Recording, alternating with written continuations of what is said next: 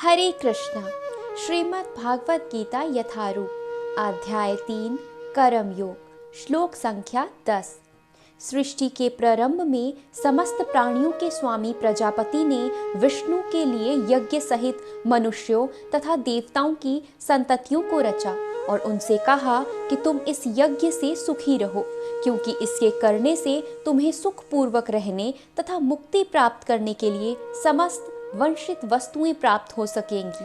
तात्पर्य: प्राणियों के स्वामी विष्णु द्वारा भौतिक सृष्टि की रचना बुद्ध जीवों के लिए भागवत धाम वापस जाने का सुअवसर है। इस सृष्टि के सारे जीव प्रकृति द्वारा बद्ध हैं, क्योंकि उन्होंने श्री भगवान विष्णु या कृष्ण के साथ अपने संबंध को भुला दिया है। इस शाश्वत संबंध को समझने में वैदिक नियम हमारी सहायता के लिए हैं। भगवान का कथन है कि वेदों का उद्देश्य मुझे समझना है। अंततः जीवों के स्वामी प्रजापति श्री भगवान विष्णु हैं।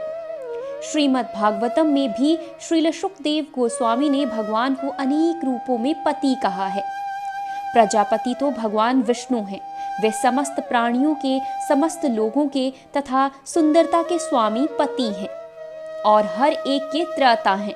भगवान ने इस भौतिक जगत को इसलिए रचा कि बुद्ध जीव ये सीख सके कि वे विष्णु को प्रसन्न करने के लिए किस प्रकार यज्ञ करें, जिससे वे इस जगत में चिंता रहित होकर सुखपूर्वक रह सके तथा इस भौतिक देह का अंत होने पर भागवत धाम को जा सके।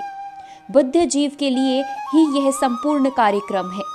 यज्ञ करने से बुद्ध जीव क्रमशः कृष्ण भावना भवित होते हैं और सभी प्रकार से देवतुल्य बनते हैं। कलयुग में वैदिक शास्त्रों के संकीर्तन यज्ञ भगवान के नामों का कीर्तन का विधान किया है और इस दिव्य विधि का परिवर्तन चैतन्य महाप्रभु द्वारा इस युग के समस्त लोगों के उद्धार के लिए किया गया। संकीर्तन यज्ञ तथा कृष्ण भावनामृत में अच्छा तालमेल है।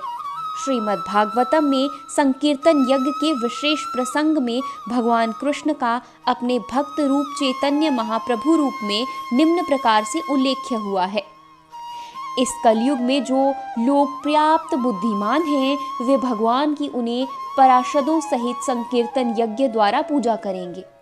वेदों में वर्णित अन्य यज्ञों को इस कलिकाल में कर पाना सहज नहीं, किंतु संकीर्तन यज्ञ सुगम है और सभी सृष्टि से अलौकिक हैं, जैसा कि श्री भागवत गीता में भी संस्तुति की गई है। हरे कृष्णा।